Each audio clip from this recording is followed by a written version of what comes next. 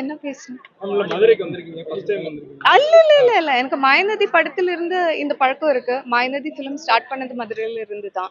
என்னோட second film. இப்போ அன்னைக்கு ஸ்டார்ட் பண்ணுச்சு. எல்லா ஃபிலிமும் ஸ்டார்ட் பண்றதுக்கு முன்னாடி அம்மாவை ஒரு வாட்டி வந்து பார்ப்பீங்க. அப்புறம் இப்படி ஒரு ஃபிலிம் ஸ்டார்ட் ஆக போகுது. எனக்கு 21st இருந்து ஒரு புது ஃபிலிம் ஸ்டார்ட் ஆக போகுது. இப்போ அதனால வந்து பார்த்துட்டு போற அந்த பழக்கம் இருக்கு. எனக்கு அம்மாவை ரொம்ப பிடிக்கும். இப்போ படம் நேத்து ரிலீஸ் ஆயிருக்கு. எப்படி மக்கள் ஏத்துக்கிறாங்க? அது இப்போ ஓடிட்டு தான் இருக்கு. குடும்ப ஃபிலிம் இல்லையா, ஃபேமிலி ஃபிலிம். அதனால நல்லா வரும்னு நான் நம்புறேன். அடுத்து என்ன படம் பண்றீங்க?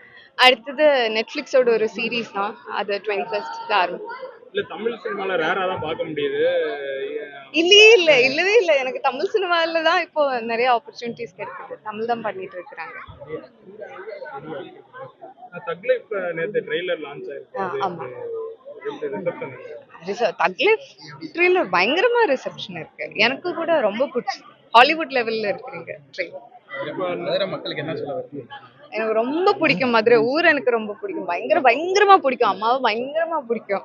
இங்க வர்றது ரொம்ப பிடிக்கும். இங்க வந்தா திருப்பி போறதுதான் கஷ்டம்.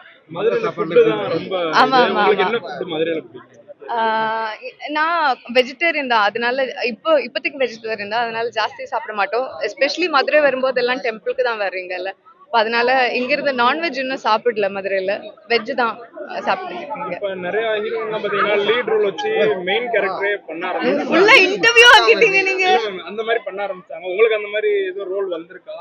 இப்ப கீர்த்தி சுரேஷ் மேம்லாம் எடுத்தீங்கன்னா அவங்க இப்ப லீட் ரோல் பண்ணி தனித்தனியா லீட் எடுத்து இது வரைக்கும் இல்ல. இல்ல உங்களுக்கு அந்த மாதிரி இன்ட்ரெஸ்ட் இருக்கா? எந்த மாதிரி கேரக்டர் சூஸ்? நல்ல படத்துல ஒர்க் பண்ணோம். சரி, ஓகே. Thank you.